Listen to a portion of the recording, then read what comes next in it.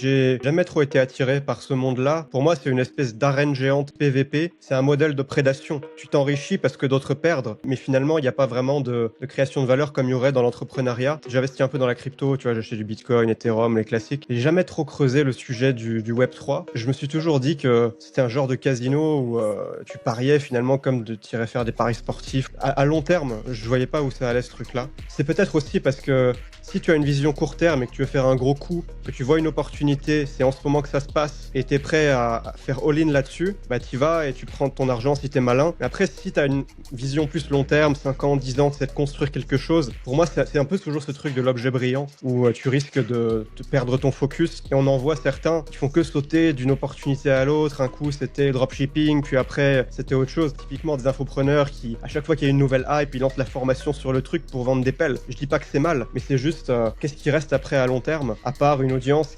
une audience de débutants qui veut juste faire de l'argent avec la nouvelle opportunité cool.